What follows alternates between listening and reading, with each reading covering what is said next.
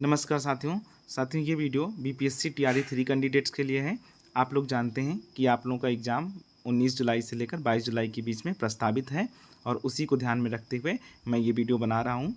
आप लोगों के पास लगभग 30 दिन से भी कम का समय है, तो अब आप लोगों को ऐसा पढ़ाई करना है कि आप लोगों का सारा सिलेबस रिवाइज हो जाए खूब अच्छे से और कंप्लीट हो जाए, ताकि आप लोगों का अच्छे से एग्ज़ाम हो जाए। तो उसी को ध्यान में रखते हुए ये वीडियो बना रहा हूँ। आप लोग देख लीजिए कि कैसे आपको पढ़ाई करना है।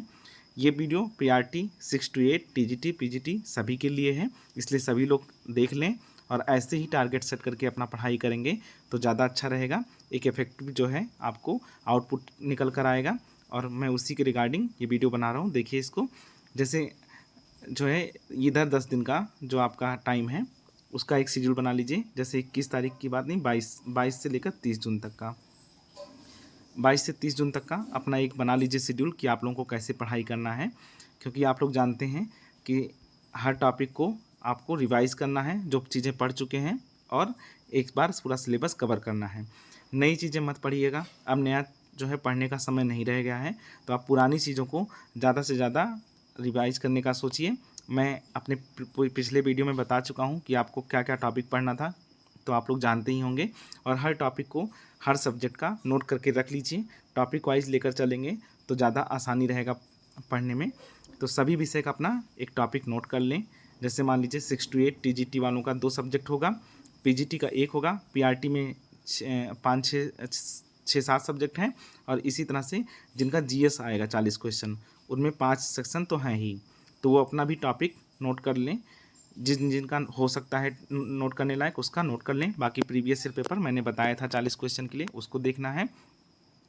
आप लोग जानते हैं कि हर विषय को हर दिन नहीं पढ़ सकते हैं, क्योंकि जीएस में 5 सब्जेक्ट लगभग हैं और आपके सब्जेक्ट जो अलग से 6 to 8 टीजीटी पीजीटी का होगा वो अलग से होगा ही। तो आप लोग हर विषय हर दिन नहीं पढ़ सकते हैं, इसलिए कोशिश करिए कि एक दिन में अधिकतम 3 विषय का टॉपिक टारगेट करिए। एक दिन में जो है आप सोचिए कि हम जो है 3 विषय मैक्सिमम पढ़ पाएंगे, तो उसका जो भी टॉपिक होगा उसको एक जगह आप नोट किए रहिए और उसी को टारगेट सेट करिए कि हाँ हमको ये टॉपिक आज कवर करना है, और उसको 2 दिन के लिए अगर जो पढ़े मान लीजिए तो मैक्सिमम चीज़ें कवर हो जाएगा उसका। तो इस हिसाब से अगर पढ़ेंगे तो आपका टाइम के अंदर सब चीज़ कंप्लीट भी होता जाएगा और रिवाइज भी होता जाएगा। आप लोगों को मैं बताया हूँ कि अभी आप लोगों को नया नहीं पढ़ना है, इसलिए हर टॉपिक को देखिए और उसको देखिए कि कितने टाइम में ख़त्म हो सकता है, आपका रिवाइज़ कितने टाइम में हो सकता है। उसके अकॉर्डिंग अगर पढ़ेंगे तो ज़्यादा बेहतर रहेगा। जैसे मान लीजिए कि पीआरटी में 7 सब्जेक्ट हैं, तो आप 3 सब्जेक्ट कोई भी लेकर चलिए। जैसे एक मॉडर्न हिस्ट्री आप लोग लेकर चलिए, एक पॉलिटी लेकर चलिए, एक मैथ लेकर चलिए। तो ये 3 सब्जेक्ट अगर 2 दिन पढ़ेंगे तो आपका मैक्सिमम पार्ट ख़त्म हो जाएगा। 7 से 8 घंटा जो है कम से कम निकालिए, और अगर निकाल पा रहे हैं तो बहुत अच्छी बात है। अगर आप लोग के पास और कोई काम नहीं है तो आप लोग पढ़ाई इस समय तेज़ कर दीजिए, क्योंकि अब समय बैठने का नहीं है। ये 30 दिन अगर जो आप लोग अच्छे से पढ़ाई कर लिए तो आप लोग जानते हैं कि आप लोगों का सिलेक्शन हो सकता है। इसलिए इस 30 दिन को बहुत अच्छे से मैनेज करना है।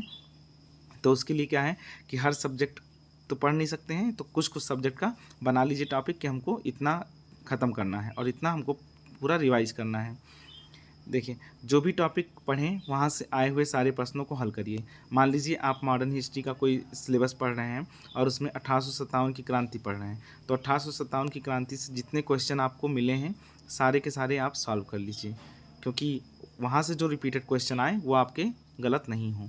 इसी तरह से अगर जो मान लीजिए आप लोग गांधी जी के आंदोलन से संबंधित कुछ पढ़ रहे हैं कोई टॉपिक, तो गांधी जी के आंदोलन से जितना क्वेश्चन आया हो, चाहे टीआरई 3 में आया हो, चाहे टीआरई 2 में, चाहे टीआरई 1 में, टीआरई 3 जो कैंसिल हुआ उसकी बात कर रहा हूँ, तो वहाँ से अगर जो क्वेश्चन आए हैं तो आपकी गलत नहीं होने चाहिए। प्लस बीपीएससी का जो पीसीएस वाला प्रीवियस क्वेश्चन है, तो इस टॉपिक से आप लोग वहाँ से कवर कर लीजिए कि एक भी क्वेश्चन वहाँ का छूटे नहीं, आपका सारा का सारा रिवाइज हो जाए, क्योंकि रिवीजन ही जो है आप लोग को एटलीस्ट सफलता दिलाएगी, ये जान लीजिए। प्रीवियस क्वेश्चन बहुत रिपीट होते हैं, अगर डायरेक्ट क्वेश्चन नहीं आते हैं तो उसकी एक्सप्लेनेशन में से आते हैं, इसलिए आपको ध्यान रखना है कि प्रीवियस ईयर क्वेश्चन पेपर आपको अच्छे से सॉल्व करके जाना है।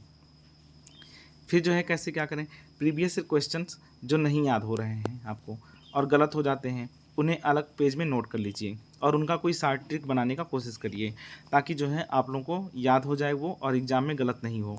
जैसे कांग्रेस अधिवेशन की अध्यक्षता वाला क्वेश्चन अगर किसी से गलत होता है बार बार, तो उसको कहीं पर 1-2 बार नोट कर लीजिए, तो आपको याद हो जाएगा। लिखने से चीज़ें याद होती हैं, ये जान लीजिए। अगर आपको कोई चीज़ बार बार नहीं याद हो रहा है तो कम से कम उसको लिख लीजिए, बार बार नज़र के सामने रहेगा तो याद हो ही जाएगा और आपका टिक लग जाएगा सही आंसर पर। इस वजह से ऐसे पढ़ाई करेंगे तो ज़्यादा बेहतर रहेगा। नेक्स्ट जो है, किसी टॉपिक में अगर जो ज़्यादा समस्या आ रही है तो मोबाइल में सर्च करके पढ़िए।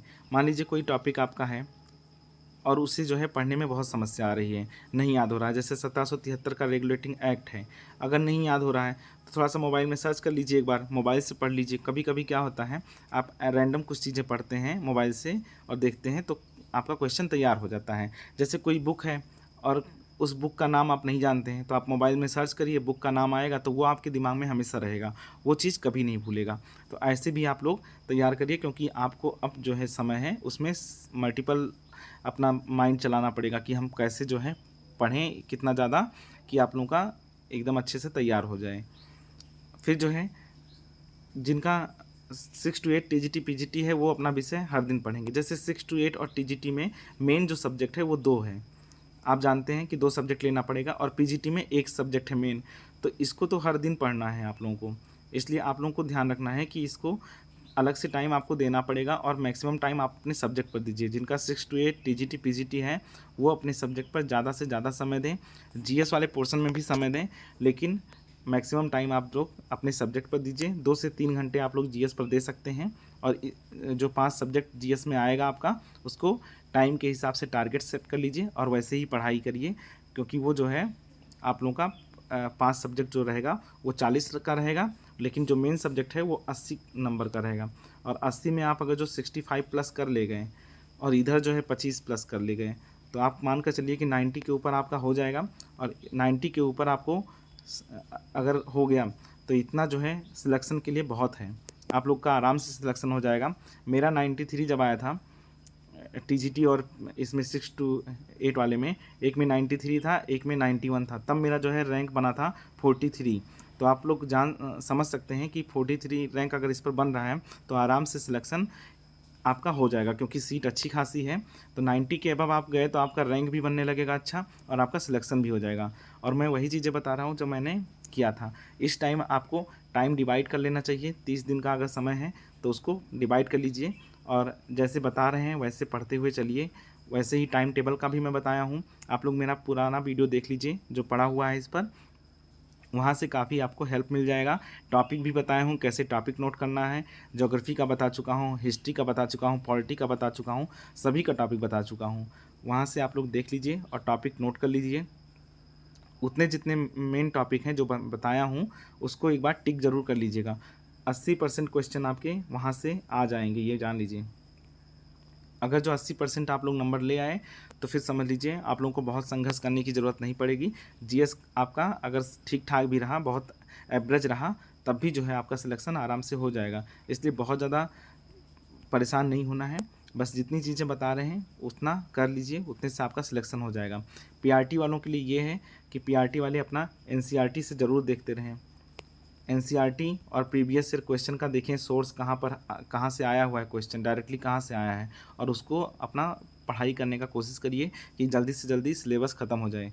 ये जो 30 तारीख तक का डेट है, इस 30 तारीख में अपने आप को एक्सपेंड कर लीजिए। जितना पढ़ना है आप लोगों को पढ़ लीजिए, जितनी पुरानी चीज़ें पढ़े हुए हैं टॉपिक को अच्छे से पढ़ लीजिए। फिर अगले 20 दिन का मैं बता दूंगा कि आप लोगों को क्या करना है। 19 तारीख से आपका एग्ज़ाम लगभग तय है होने का, तो 19 तारीख के लिए मैं बता दूंगा कि आपको क्या करना है।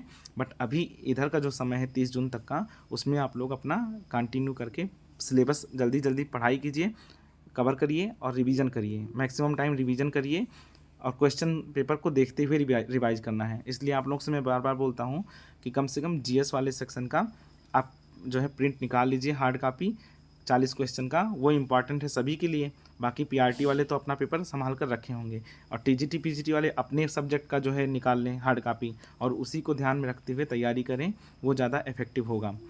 बाकी जो लास्ट में आप लोगों को एडवाइस देनी है वो ये है कि प्रीवियस क्वेश्चन मत छोड़िएगा, बार बार रिवाइज़ करिए, जितना टाइम आप लोग रिवाइज़ कर सकते हैं करिए, एक सोर्स से रिवाइज़ करिए। ये नहीं कि ये भी बुक ले लिए हैं दूसरा बुक भी ले लिए हैं, ऐसा मत करिए। एक बुक से बार बार रिवाइज़ करिए। आप लोगों को क्वेश्चन देखते ही समझ में आ जाना चाहिए कि क्वेश्चन क्या पूछ रहा है और आप लोगों का टिक सही हो जाए, तो ऐसे ही आपको करना है।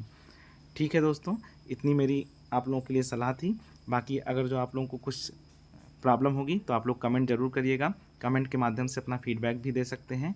चैनल पर अगर नए हैं तो सब्सक्राइब कर लीजिएगा और शेयर करिए। ठीक है दोस्तों, फिर मिलते हैं आपको नेक्स्ट वीडियो में।